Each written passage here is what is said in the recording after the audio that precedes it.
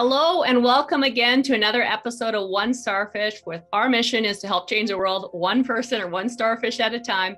I'm really excited for our special guest today. As always, make sure to rate, review, share, because that's what gets the word out. But our special guest today is Abby. I'm going to not say her last name right, so I'll get her to say that, but she's amazing. If you're watching this on YouTube, she's a beautiful, beautiful lady. Inside and out, she's a mom, she's a wife, she's a speaker, she's an author. She's a mental health and recovery advocate. Her story is absolutely incredible. We met just a little while ago and just really drawn to this lady. So really excited for today to dive into some things that'll help, I'm sure, a lot of our listeners. So thanks for being on here, Abby. Thank you so much, Angela. I'm so excited for this chat with you. I know I'm definitely drawn to you as well. You're definitely an amazing person inside and out as well. So yeah, I'm just excited to just dive in.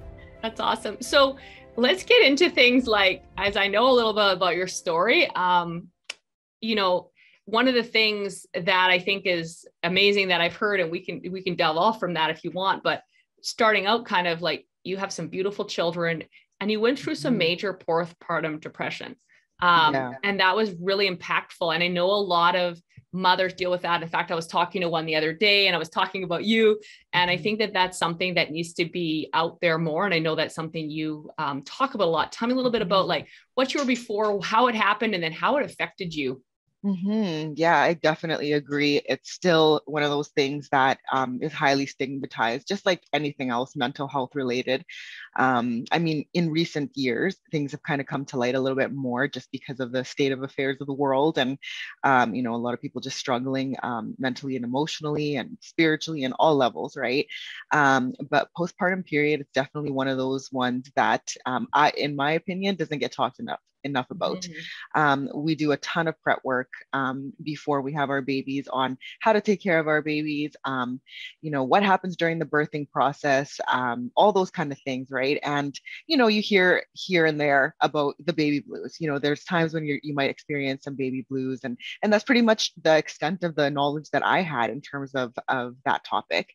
And it wasn't until I had my first baby that I really just kind of first-handedly experienced it myself. So beforehand, my husband and I, we've been together for about 13 years now. This summer we'll be celebrating our 10-year wedding anniversary. So we waited actually 10 years before we started having children. Wow. And so we just did a ton of just getting to know each other, growing together, building together, creating together, and then eventually we created a person.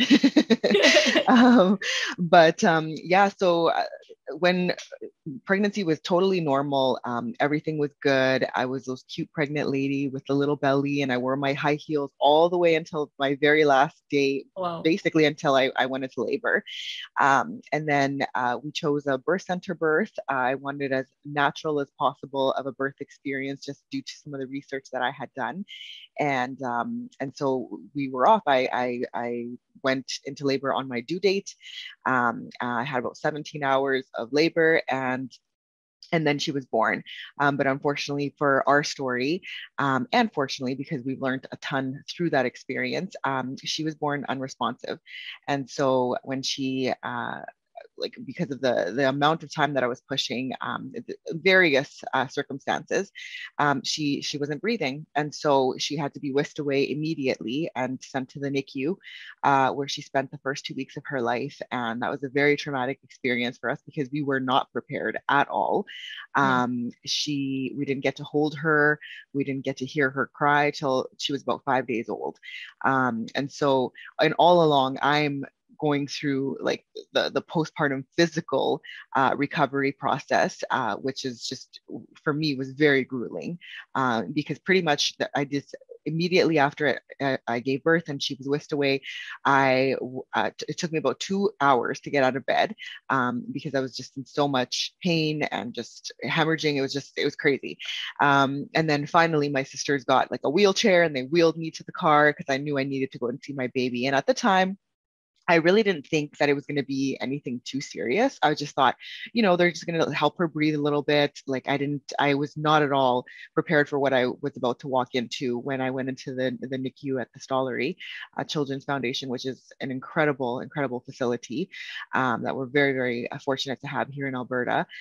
So I walk into the NICU, and then I see her just completely full of wires and tubes, and she was intubated.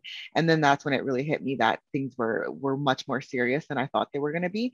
And then the doctors and the team, they called me and my husband into a conference, and pretty much for the next hour spent that time explaining to us the worst case scenario, which it was like an out of body experience. I was sitting there and I'm listening to this, doctor speak to us about, what could possibly happen, which was not good things, and all the severe consequences that could happen because of the lack of oxygen that she experienced during the birth process.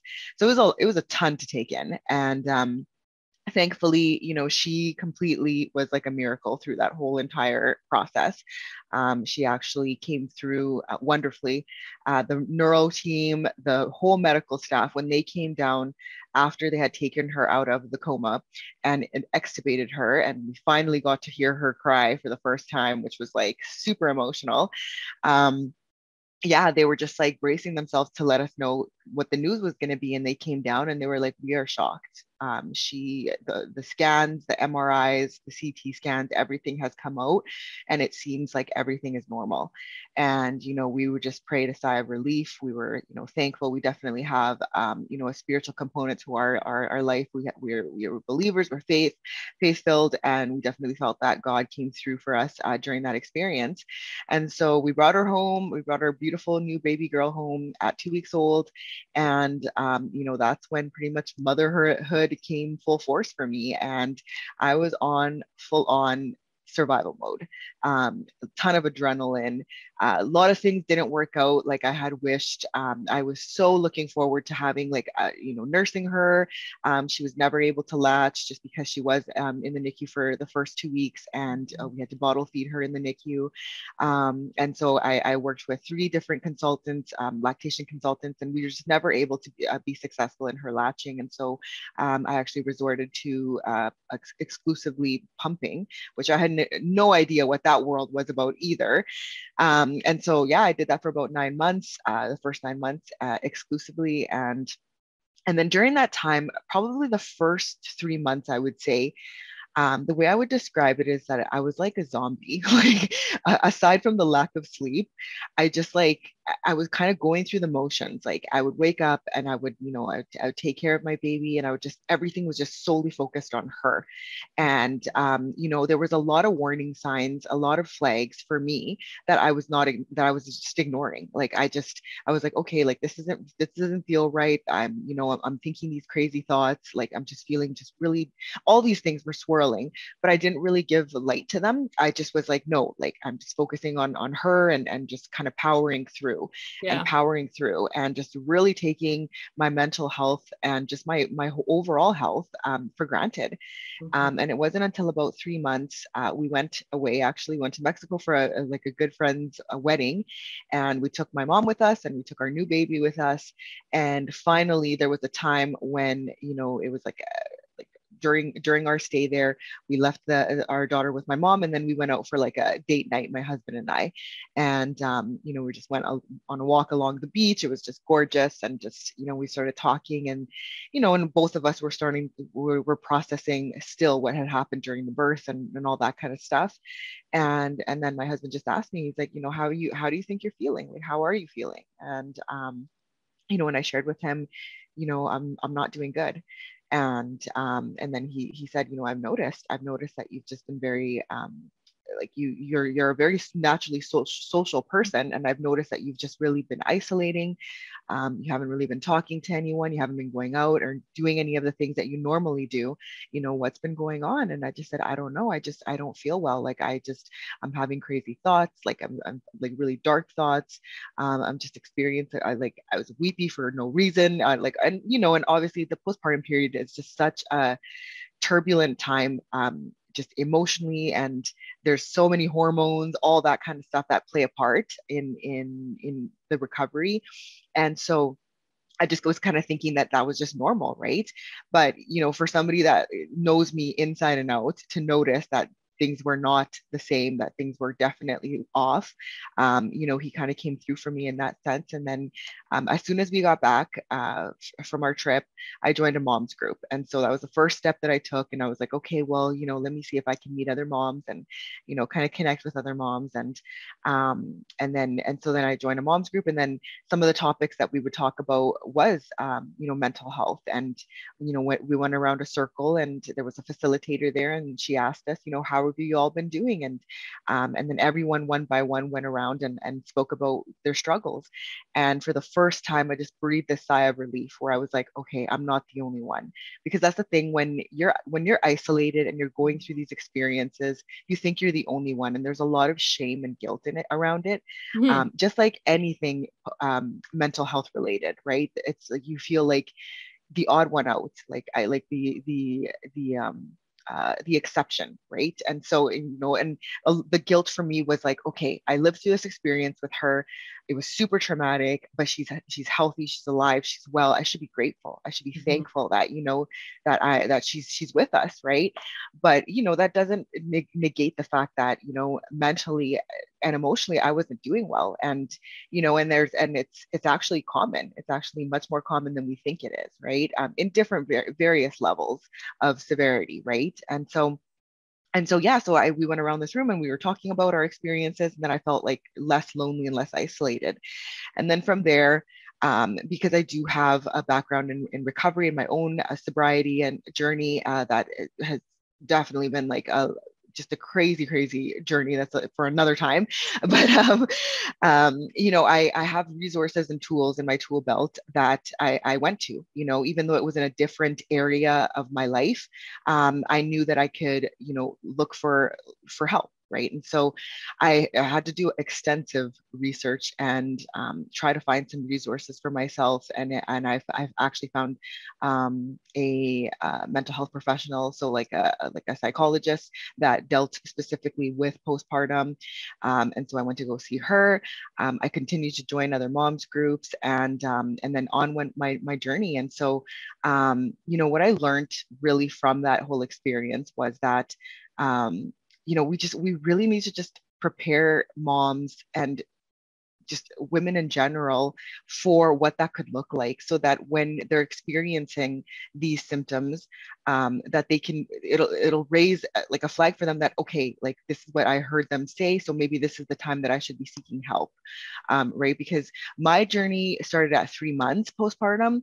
I know of women who never get that help, or way a lot like further down their motherhood journey, finally reach out for some help because of those things that I talked about, right? Because of the shame, because of the guilt, because of just the lack of awareness and understanding, and we just like, it just hurts my soul to think that, there's moms out there that are suffering in silence through these things, right? Because what I learned is that if I'm not well, then I can't be well for my husband, for my children.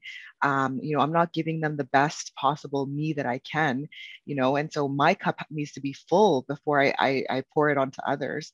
And it has to be inside and out, right? Because on the outside, it seems like, like I have this beautiful baby, this new life, and all that, everything was wonderful. But on the inside, it was just a very different story. I think that's really awesome. And thanks for sharing, of course. But I think a lot of people go through, not just with, postpartum, but through a lot of things in life where, when you have a really high, you normally have a really low, unless you can, as you learn to control your emotions, your emotional midline stays relatively the same. But when you start out in any kind of area, like if you're starting a new business and you have a really successful, you just landed like the biggest client of your life, and then the next day, someone cancels or whatever, like that's what happens. And then those ups and downs is what takes so many people out of the game of whatever it is, sometimes a game of life, which isn't really a game, but they take them out of that. So in that case, that makes sense, in the sense like, you had this like baby, and then it's like, okay, cool. Oh, now, and she's in trouble. And then she comes back. You're like, now you have this quote, perfect life. Like you have this husband that loves you and you have this baby that, you know, is a miracle child. And like, and then, but it's like, that was a high. And then you're dealing with the actual baby, which is crying and you know, got to clean their diaper, like the reality of having a baby, which I admire that. Cause like, all of that. So, and then, just not being able to reach out for help and, you know, community, I think is really important. And a lot of people, including myself at times in the past, didn't realize the value of community and being around people that are like-minded and going through the same thing. So you don't think you're crazy. Absolutely. I'm the only one that's dealing with this. No, you're not. Exactly. And I think that, you know, obviously I believe in God too. And I think that sometimes there's other powers that try to get us to feel isolated. And then through that, then we can take away our powers. So you've used that now to start to create, like a community and helping people with mental health and speaking on stages and stuff like that. What do you feel your purpose, like your purpose is, Abby? Wow, that's a loaded question. You know, it's honestly in the last probably for sure in the last 8 years. I say 8 years because that is in my personal journey and my personal story, that is when I made a life-altering decision to quit drinking, quit drinking alcohol, which is part of my story. I have a passive addiction, mental health for sure, you know, and just coming from a very traumatic like upbringing and childhood, and I just kind of threw myself onto the first thing that could potentially help the situation, which at the time was just to numb, right? Not to feel, not to think, not to deal with the things that I had gone through. And so, you know, and both, like I said, about 8 years ago, I made that decision. And that's when the true journey for myself really began of inner work, inner healing, just healing overall. And as I've progressed through that journey, my purpose has changed numerous times, actually, and it continues to evolve and change. And it's just, I'm in a place in my life right now where, you know, I kind of stop and think sometimes. I'm like, wow, like things are unfolding so differently for me than I would have ever imagined. You know, even 5 years ago, if you would have told me that, you know, 5 years ago, you're going to be a mom of three, you're going to be speaking on stages, you're going to be an author, you know, all those kind of things, I would have thought you were absolutely crazy, you know, but that is my reality now, you know, and one thing has led to another. And, you know, you spoke about community, and I am a strong believer of, you are definitely, highly influenced by the people that you surround yourself by, and whether that's a good thing or whether that's a bad thing. And I have chosen to surround myself around some incredible people in the last number of years, that have inspired me, that have spoken into me, that have heard me share on my like personal journey, and they've said, you know, hey, you got a message here, you know, you have something very special that you can share with others, that can help others. And you know, I have a nursing background, so I've been a nurse for 15 years, and you know, like most people in most careers, but you know, in healthcare, mainly, you know, we go into it because we want to help people, right? We want to make an impact in the world. We want to be able to, you know, just leave our mark in a positive way, right? But in my experience, you know, as an employee and as a nurse, there's only so much impact that we can actually create on a personal level, right? And so, because at the end of the day, you know, it's a job. There's tasks that need to be done. The tasks come first and foremost, you know, and all of that kind of stuff, right? And so, you know, like, yeah, so I've always had a heart and passion to help others. And it's just interesting how my life journey has led me down this path now where, you know, I definitely do help others, but in a different, way, right? And it's by speaking my truth, speaking my journey, my life, my story, in various different aspects, right? And so I really do feel that we were, each and every one of us were created for greatness. There's greatness in all of us, and it's really up to us to show that greatness to the world, right? And to be able to reach out to others, because like I said, like I had talked about earlier, when we get in this mentality, like we're the only ones, you know, we're the exception, no one else feels like me, no one else thinks like me, I heard this quote one day from a really good friend of mine, and it's like, does it have a name? And it's like, what you're feeling, what you're experiencing, does it have a name? And it's like, yes, it does. Then someone else has dealt with it. Someone else has gone through that, right? It's not unique. You're not the only one, right? And it's just that people just don't speak about most of these kind of things, and so that's why it causes people to feel so isolated and thinking that you are the only one. And so, for me, in my journey with just in terms of like the recovery aspect of it, I truly believe that you know if I was put on here on if I went through these things, and when I was when I was a little girl, I would have had somebody in my life that I could have looked up to and said, hey, that person resembles my story. Hey, that person has gone through the similar things that I have, and look where they are. Somebody to inspire me to look at as an example. Things would have been different for me, but I didn't have that. Mm-hmm. And so I feel that now that I have gotten the gift of recovery, the gift of sobriety, the gift of motherhood, all the many gifts that I've been blessed with, now it's my duty to turn around and to share that gift with others, right? And it doesn't come in the sense of because this is something that I talk about all the time as well, where I've had people come up to me and say, like, if you could give your sobriety to somebody else, or share it in it, like, just kind of sprinkle your dust and make somebody sober, or whatever it is, right? Like, would you do it? And my answer is no, because I would rob that person of the journey. Mm-hmm. And it's truly in the journey that we all go through, in whatever life circumstances, that's where all the blessings and all the gifts are. That's where the growth is. That's where the goodness is. And so for me, I now feel that I definitely am on a life mission, to help people in the sense of empowerment and relatability, to be able to expose things that once, had a huge negative power and control over me, enough so that, I live day by day just trying to numb and drown these things and avoid them. Mm-hmm. Right. And now the more I speak about them, the more I write about them, the less and less negative power it has over me, and the more empowering it becomes.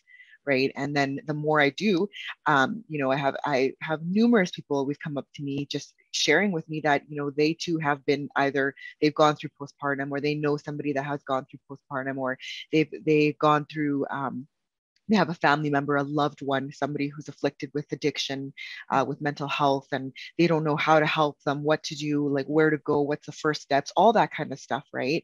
And and I'm more than happy to share those kind of things with others, because it's been done to me. Right? Like I have definitely learned a ton through my journey and my experiences through various people. So, in a nutshell, I definitely feel, I'm here on this earth to serve others, to the best of my ability, in continuing to learn and grow and just become the person that, I know that I was created to be, which definitely wasn't, a person that was a zombie or a person that was, just intoxicated all the time. Like, it's just like, it's a shell of a person, right? And that shell has been broken now and turned into something much more, just stronger and greater, and more than I would have ever imagined, to be honest. That's so awesome. So if you could give, like, and sobriety, not everyone's like alcohol in and of itself is not bad. It's just the addiction part, of course. And exactly. So, but I do know people that struggle with that, of course, too, and all kinds of different addictions. I mean, I'm sure I've gone through some of those myself. Mm-hmm. What are some tips that got you through the dark days of getting out of those mm-hmm. moments? Like, you made a decision, but I'm sure after you made the decision, there was times that it was really tested, I guess you could say. What were some tips, or like specific tangible tips or habits that you think would help someone mm-hmm. listening today that might be like, I've tried and then I go back, and then I try mm-hmm. and then I go back? What are some things that helped you? First and foremost, the people you surround yourself with, your community, the people who influence you. So for me, it had to be a complete turnaround where, the people that I was associating with in the past, we all had similar interests, right? We all drank together, we all partied together, you know. And when you take that element of alcohol away, unfortunately for me, in my story, a lot of those friends, you know, kind of went away, right? And so, and then that leaves you feeling extremely lonely, and it has you like second guessing yourself and all that kind of stuff, right? But you know, what I did quickly is that I got around others that were on a similar path and journey as I was. Like I started to seek people, programs, resources, support groups, of people who are like-minded, right? Who can, that we can all lift each other up and we can all relate with each other. And that was a huge part of my recovery journey, and continues to be, is you know, the people that I have in my life, the influences that I have in my life that I'm so incredibly grateful for. So that's number one, first and foremost. You know, choose wisely who you surround yourself with, and that they are on a path that is similar to where you want to go or want to be. The second thing is mindset, and I mean, we hear this all the time. Mindset is everything. And for me, because people ask, like, you know, it's like how is it that you just decided one day and it's just, and then you make it happen, right? I just developed the humility to understand that I couldn't do this alone. I tried many times, and I was never successful at it alone.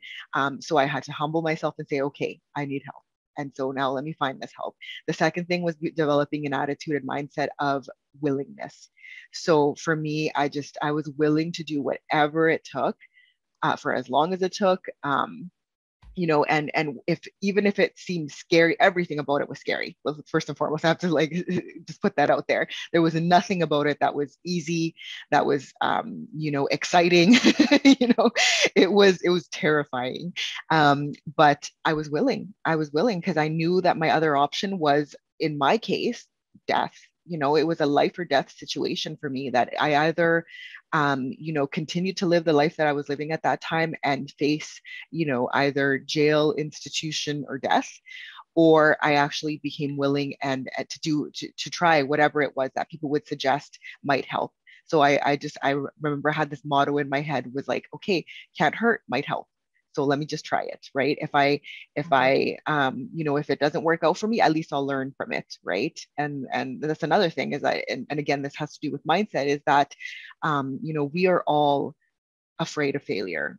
Everybody has an intense fear around failing, especially around the people that they love, right? Like they don't ever want to be looked down upon and all that kind of stuff, right? But failure is so crucial for growth. And for me, like, again, a mentor of mine told me this, probably at my 3-year mark. For some reason, is like a magical number for me or something. But yeah, 3 months, 3 years. But at my 3 years of sobriety, I remember it had been an intense 3 years of like just throwing myself into recovery and to doing all the work that was needed for me to heal. And you know, it was grueling. And there came a time when I was just like, I remember talking to like a mentor of mine, and I was like, you know, like, when is there going to be a graduation date? Like, when am I going to be able to just like, you know, just stop and just like sit back and just coast and just be like, okay, you know, like, I'm good, you know? And then she just laughed at me, and she just, you know, she just said, you know, like, you've chosen this path of recovery, of growth, and there is no graduation date. You know, there is no graduation date to healing. It's a work in progress. You continue to work on it day in, day out.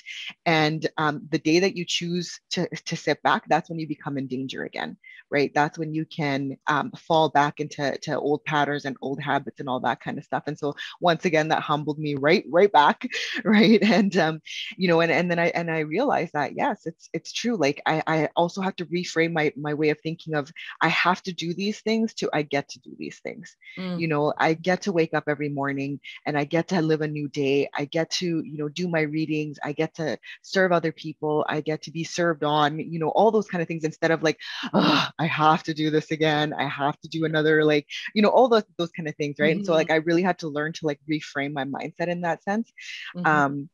So for sure, you know, like I said, community, the people that you're influenced by, excuse me, and you know, your mindset for sure. And you know, the last thing is like, for me, like, surrender and humility were big pieces of my journey for sure. Because I think for so many of us, oftentimes we hold on to something, even if it's toxic and poisonous. We hold on to it because we either think we can fix it. We got ourselves into this mess, so I can fix it. I'm going to fix it myself. Or we're afraid to change. We're afraid to do the work that's necessary to change, because even though our current situation might be a very difficult one, or one that is not like our ideal situation, it's comfortable, right? Like we know what to expect.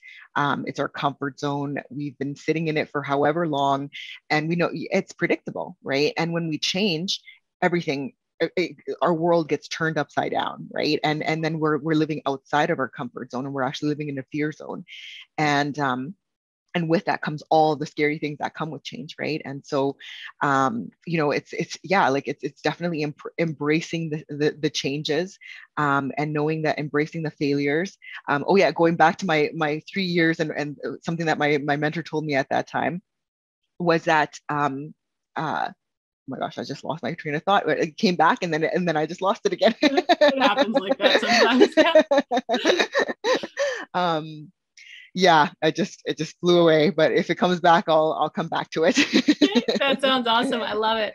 That's very cool. So I always ask 3 final questions before we wrap up, and then I'll ask you one more, like to kind of wrap everything up for you. But first question that I always love to ask, and this is interesting because you might have a different answer than some people, but if you have someone that's looking for their purpose, because we just talked about this, so someone's always like, I'm what my purpose, what am I here for, all that stuff. What is one sentence that you would say that would help them? Well, for me, because of my spiritual background, I would say pray. Pray. Prayer is for sure key. Having that connection Your higher power. With a higher power, and asking for the direction and for its will versus your will. I like that. That's awesome. Second question. Now you might have more than one, but what one comes to mind? Because this is what's your favorite quote and why? Oh, wow. I really love a quote from Tony Robbins, which is, people don't change until the pain of staying the same is greater than the pain of change.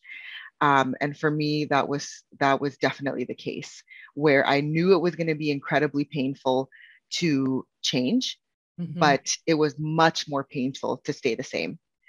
So much so that I knew that it would lead to the death of me, right? And so I really truly had to make that decision when the pain was just too much to bear. And I knew that I was willing to embrace the pain of change. That's awesome. And last question, what's one word or sentence you want on your gravestone? Wow.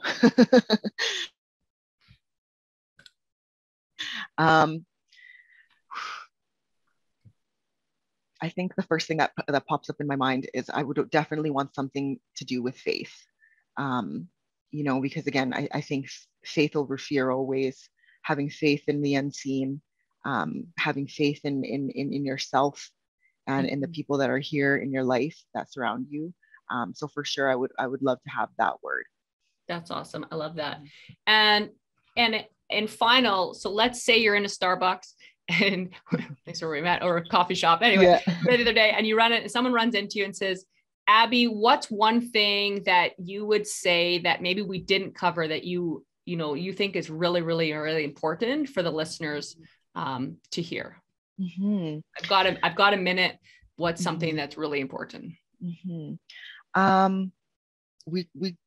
did a pretty good job of covering like the key pieces that I feel like, just about you're not alone, that you matter, that you are important. No matter what you're going through right now, there is light, there is hope.